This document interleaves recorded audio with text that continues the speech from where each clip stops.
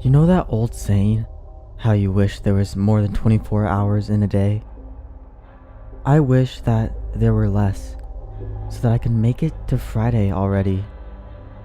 I bit the bullet and called my dad to tell him that Joey and I needed to have a place to stay temporarily until I can get on my feet. He hadn't known about my separation from Mark or even my move, so I told him a lie about Rhonda letting me hang with her for a day and then stumbling upon the apartment. My excuse for not staying with her was that I needed to wake up super early and her twins are rowdy. At first, he told me just to call my sister up and deal with her kids so that he wouldn't have to make the trip down. But I don't think I want to stay here anymore. I feel like this mirror is just taunting me, telling me what a failure I am for even thinking I could handle all of this stress on my own. Who am I kidding to think that I'm some kind of superwoman? Maybe I should have tried to work things out with Mark. I don't know anymore. Nothing feels right. Well, nothing except getting out of this place. The landlord came over first thing in the morning to examine the mirror.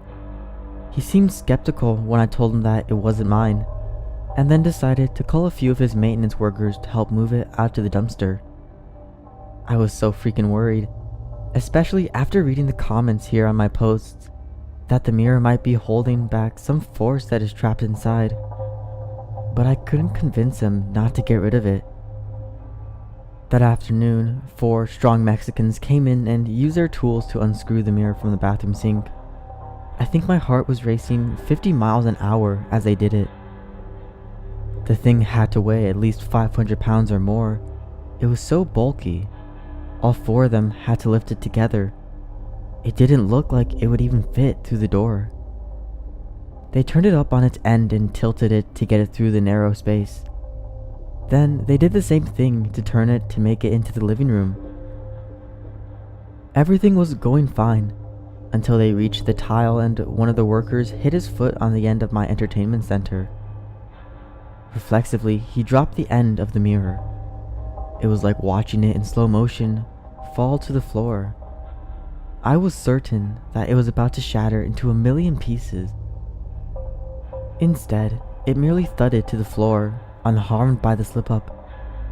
The worker said something in Spanish, and then prepared to lift up again when our power suddenly went out.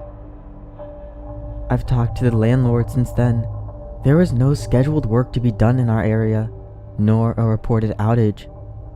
I'm fairly certain the mirror caused it, and standing there in the dark, staring at the reflection of those 4 men, I knew what would happen next. Joey says that he heard whispers, like voices coming from different parts of the room. All I know is I saw a large shadow cover the entirety of the mirror on the other side, where the creatures were trapped. The darkness then seemed to stretch out and touch the men that were next to it, and almost consumed them whole. The power switched on moments later, and the 4 workers acted like they were in a daze. They stood there for a moment and seemed confused as to what they were doing. Then, they picked up the mirror and started toward the door to take it out. Maybe it was just my imagination, but it seemed like they were walking like zombies, or out of it or something. They weren't chatting away like they were just a moment ago. They placed the mirror down near the curb where the small delivery truck was waiting, and then one of them told me that the plans were altered and they would need to move the mirror to a storage facility. I didn't really care so long as it was out of my sight. They were gone about half an hour after that. I let Joey go spend time with his friends to get his mind off things and made a few phone calls. I don't know why, but something told me that just because the mirror was gone didn't mean my problems were over. Sure enough, I was right when I got a call from my landlord later that day, complaining about how his workers had failed to check in with him at the facility they were transporting the mirror to. I was about to go into work when he left me several text messages. Call me back, that van still isn't here. Celeste, the van seems to have gone missing. Did you hear anything? Celeste, did you tell them to bring the mirror back to the apartment? I wish you would make up your mind about the damn thing. Celeste, I don't know what you told my workers, but I'm not wasting my moving something for no reason.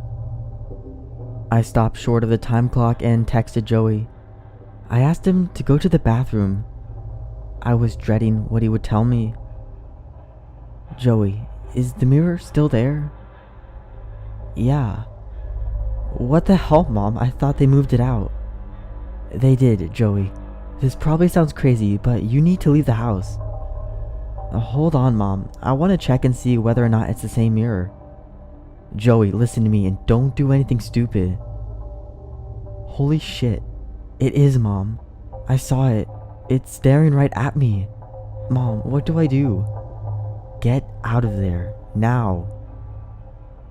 5 minutes of silence almost killed me. Joey, answer me. Did you get out? Nothing. I tried again 2 minutes later. Joey, I'm worried about you. What happened? Finally, I got a response.